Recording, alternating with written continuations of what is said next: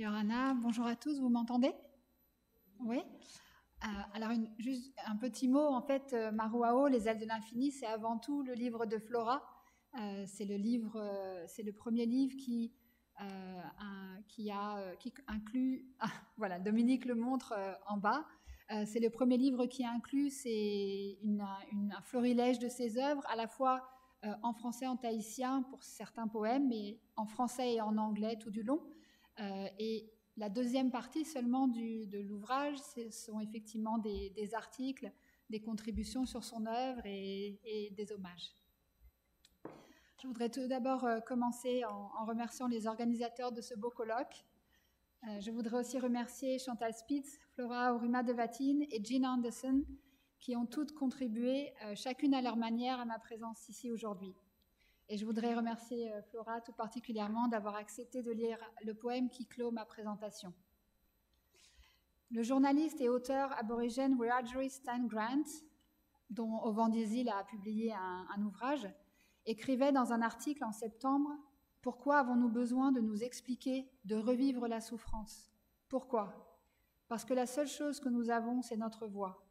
Parce que trop souvent, cette voix est passée sous silence. » En m'intéressant ici à des histoires qui furent tues ou continuent de l'être, et à des écritures qui s'élèvent contre la déshumanisation, je souhaite proposer quelques pistes de réflexion sur des œuvres qui rendent visibles, mais aussi désamorcent différentes formes de violence et de marginalisation. Mon propos consiste aussi à mettre en relief à la fois le pouvoir de reconstruction des œuvres et leur potentiel détraumatisant. Le chemin proposé aborde tour à tour des œuvres d'Ali Cobby Eckermann, Chantal Spitz, Romain Morton et Flora Aurima de Vatine. Dans le roman en vers Ruby Moonlight, publié en 2012 par l'écrivaine Yankitijara Ali Cobby Eckermann, l'histoire s'ouvre sur l'atmosphère et l'environnement serein et harmonieux dans lequel un groupe aborigène vit son quotidien. Le sous-titre révélait d'emblée que le roman porte sur l'impact de la colonisation dans le centre et le nord de l'Australie du Sud en 1880. À la fin du deuxième poème intitulé Harmonie, le contexte a été dessiné. Je cite « Sous les lunes qui brillent, la gratitude et la joie sont dansées. Au petit matin vient l'alerte, puis l'embuscade. Des coups, des coups, des coups, des mains, des têtes, des cœurs. Le clan est massacré, se meurt, est mort. » Et vous avez l'anglais voilà, sur le PowerPoint. Puis résonne le poème. Silence.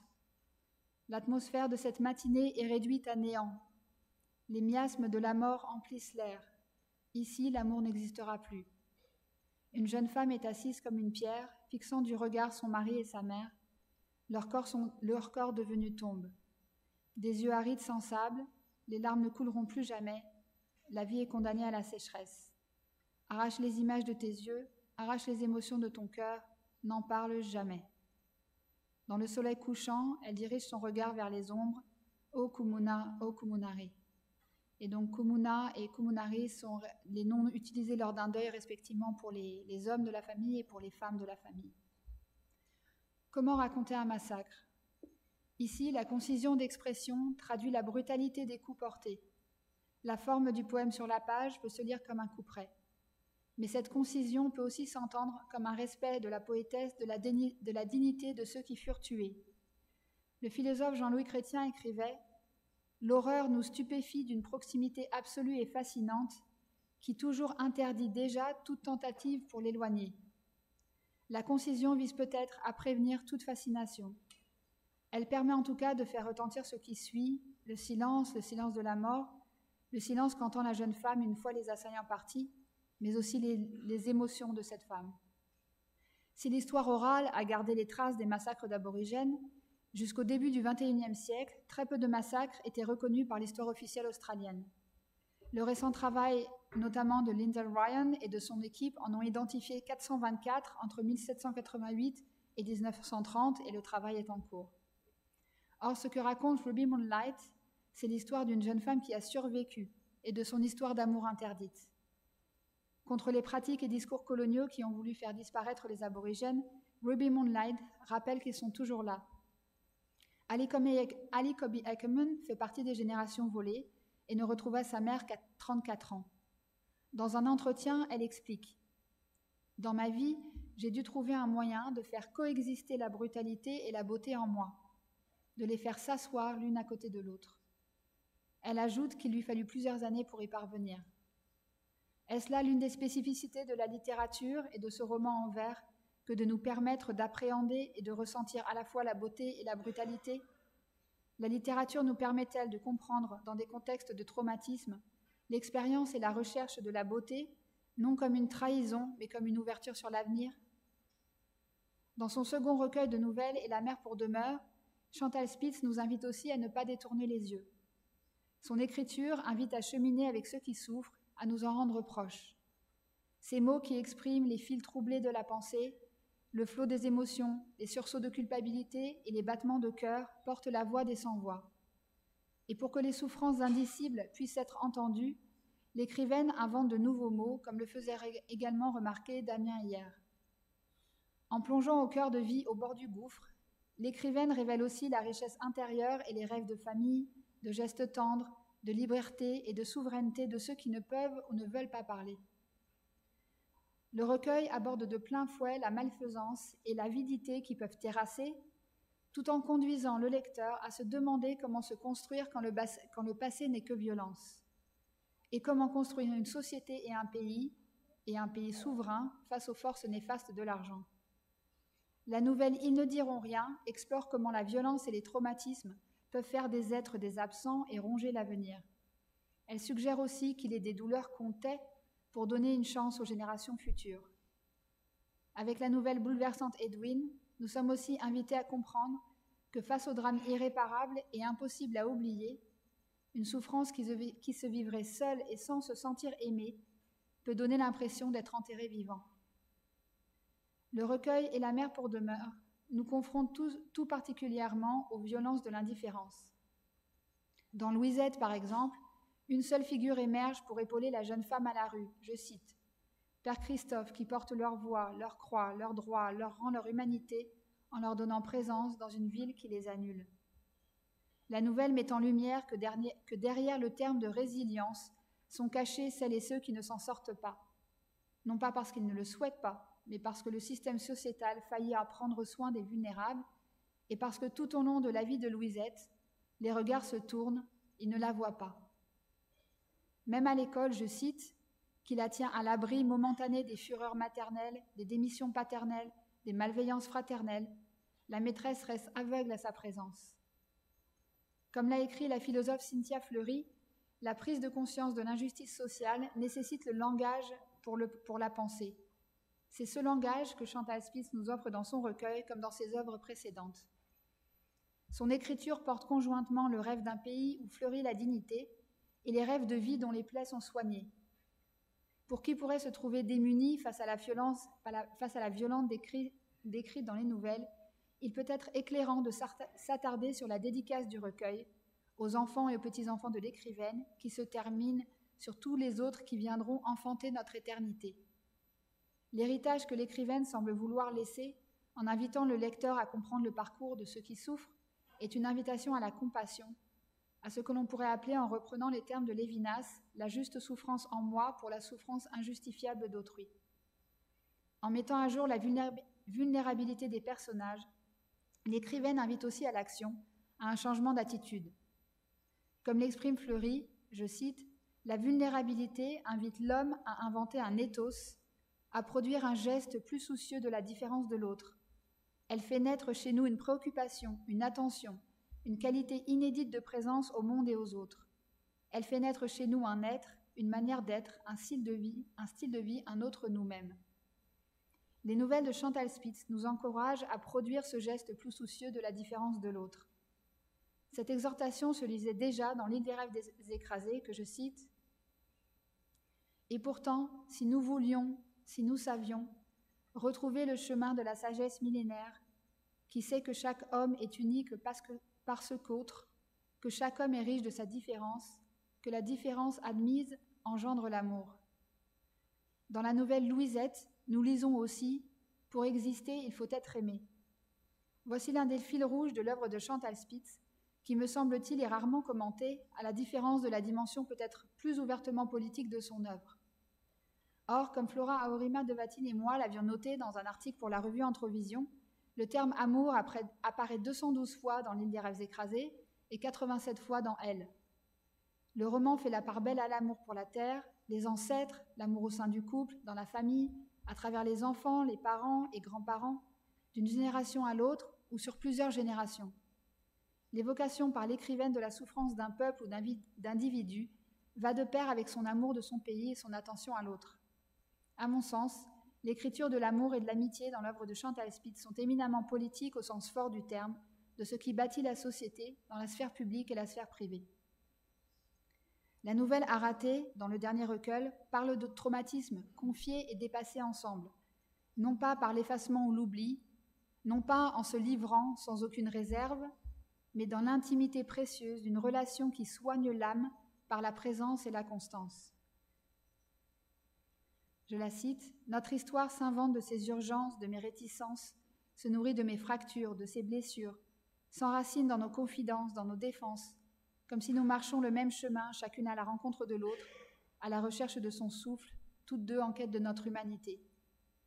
Elle m'accueille au rivage de ses mémoires, comme si pénétrer avec moi ruinerait son équilibre.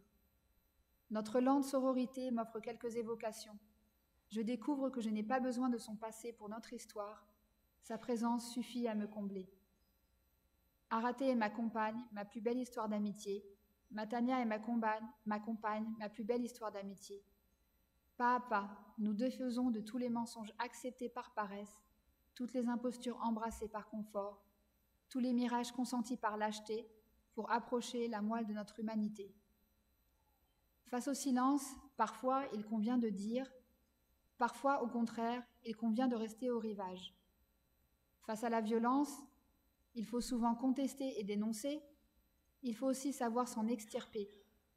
Romaine Morton, poétesse performeuse, cinéaste et philosophe aborigène Gonpul Yagarabul, Menangjugul et Banjalong, a notamment fait un travail de thèse en phénoménologie. Elle y souligne la nécessité pour les aborigènes de dénoncer le caractère ignoble des représentations coloniales, ainsi que la nécessité de se réimaginer, et notamment de réimaginer son corps en dehors du discours colonial.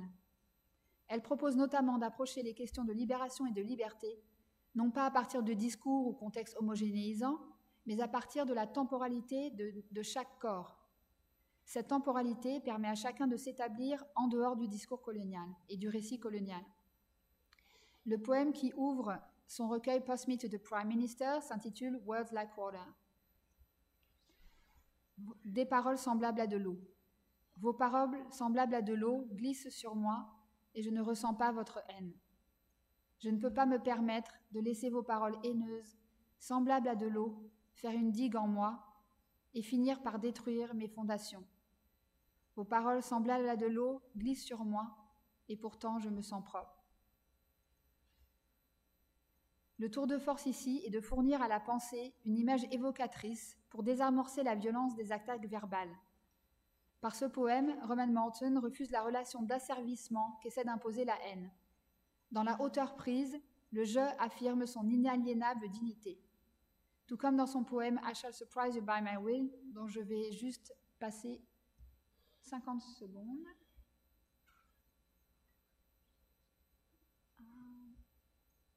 Non.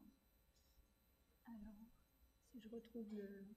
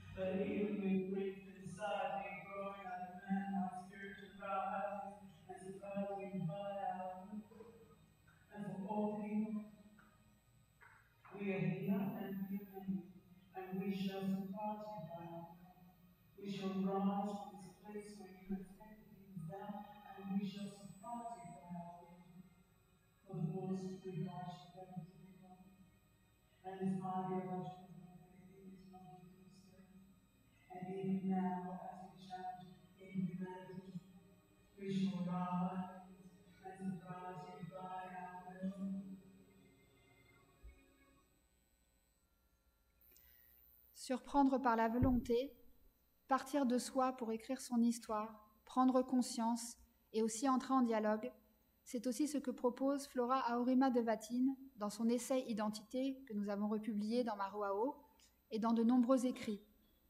En encourageant à ne jamais quitter le terrain de la pensée sans avoir essayé de considérer d'autres points de vue, elle rappelle que la violence commence par l'exigence de simplification. J'emprunte ici l'éloquente formulation de Tamatoa Bambridge et Marie-Rose Moreau. Dans le texte « Je dis merci à mes ancêtres », qu'elle a publié dans le numéro 22 de Littéra Maori, mais qu'elle a écrit en 1997, la poétesse écrivait « Alors, si nous ne parlons pas, si nous ne levons pas le voile de l'assujettissement mental, moral, religieux, psychologique, intellectuel, culturel, si nous ne dénonçons pas ce qui, à un moment de votre histoire, comme à un moment en nos mémoires fut énoncé contre vous, contre votre dignité d'homme, par voie de conséquence contre votre descendance, contre nous donc aujourd'hui, cela se perpétuera pendant des temps, perdurera sur d'autres siècles. Aussi est-ce à nous de parler, de témoigner de nos vies, de nos pensées intérieures, des entrailles et de notre temps. Témoigner pour Flora Aurima de Vatine, c'est aussi rappeler que 60 ouvrages furent déposés par 36 auteurs pour le concours littéraire prix de l'Académie tahitienne de 1976 à 1990. Témoigner, c'est rappeler qu'en 2011, il y avait déjà eu 300 auteurs polynésiens d'articles dans Littéra Maori. Si le monde de l'édition a ses limites, les multiples chemins pour enchanter la culture n'en ont pas. Les écrits de la poétesse suggèrent qu'une fois la vérité dite, le chemin peut être repris. Une fois les souffrances prononcées, il est possible de les arrimer au passé et de les dépasser. Les écrits de Flora Aurima de Vatine ne se contentent pas de décrire ou d'écrier, mais cherchent et portent une vérité capacitaire ou capacitante, pour reprendre les termes de Fleury. Une vérité capacitante étant, je cite la philosophe, une vérité qui permet la sublimation, la résilience et le rétablissement, non la vérité qui parfois ne produit rien d'autre que l'assignation à résidence douloureuse. En nous proposant un va-et-vient entre l'introspection et des réflexions profondes, cherchant comment travailler avec et pour le peuple, Flora Aurima de Vatine rappelle aussi que penser requiert humilité. Le vent peut toujours venir nous frapper à la face et ouvrir notre regard, comme dans son poème Au Paris. Il convient donc de chercher l'équilibre. Et puisque c'est au retour sur soi auquel elle nous convie, j'aimerais lui laisser les derniers mots pour qu'elle lise un poème qui, s'il peut sembler relever de l'intime, peut aussi nous inviter au dépassement de nos volontés que notre point de vue prime. Et donc, elle va lire un poème qui nous encourage à chercher ensemble l'équilibre des pirogues. Le balancier. Je serai le balancier de ta pirogue.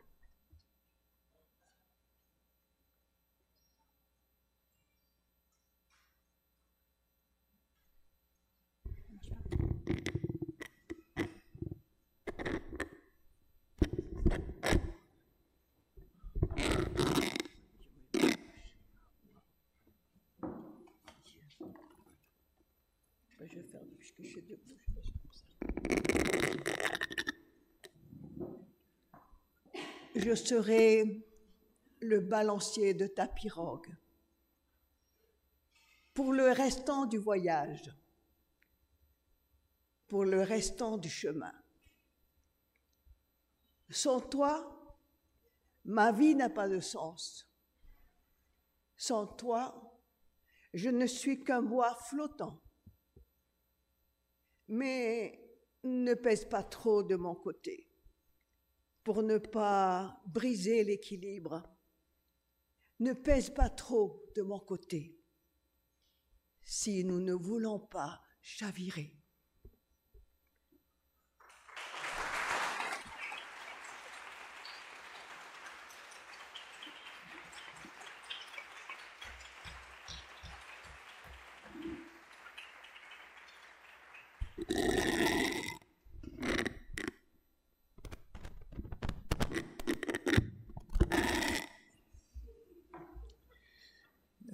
nous sommes deux présidents de séance cet après-midi.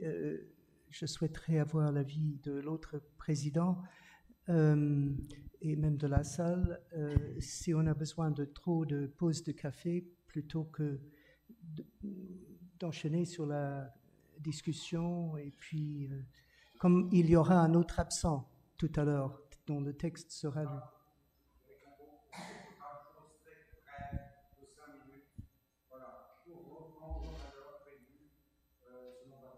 Oui. Ok, on va. Je vous en prie si vous avez des questions.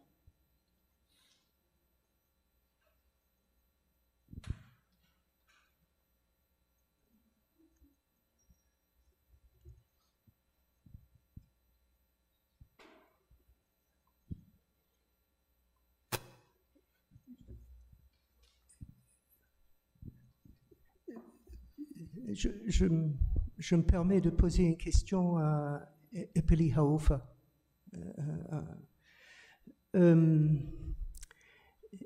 Epeli,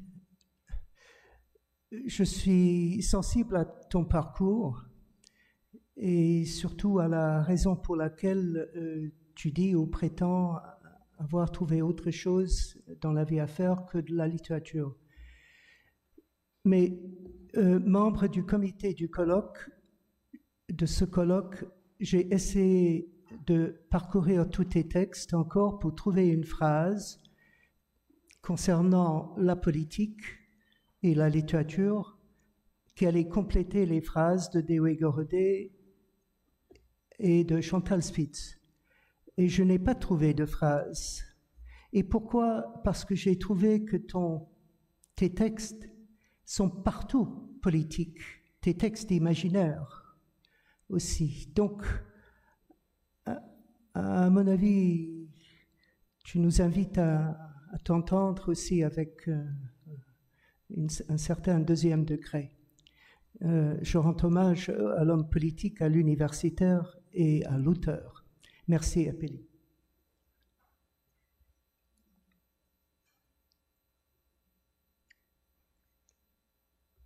Est-ce qu'il y a d'autres questions?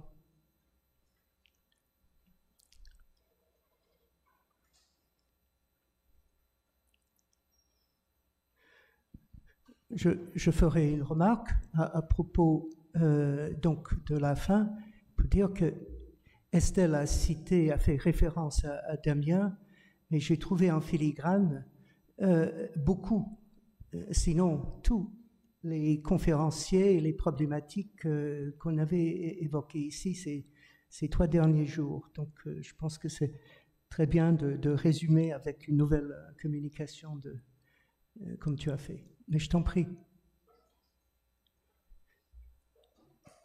Yeah, I just wanted to say something more about Epeli. He was pretty crucial to a number of people in Fiji in particular, 2 of whom he mentored run the Oceania Center now. Larry Thomas, who's the acting director, and I'm the head of school. What we've tried to do, we had a discussion when I appointed him that we will go back to Epeli's vision for the Oceania Center, which was to actually decouple it from the academic arm of the university to let in people who are creative and open the space to the public and to the region. And so we've had one of the most successful years of the Oceania Center since Wilsoni left. Every month was booked out. We had last month a Rarama Festival, which was sponsored by the French Embassy, the Alliance Française, and the European Union. It was very successful. We're having an exhibition of our most prominent political cartoonist, Lai, who worked over a 30-year period, and he died some years back. And next year, our art gallery, which we intend to name the Epeli Haufa Art Gallery, is totally booked out for all of 2023. So I think Epeli would have actually smiled today. Thank you.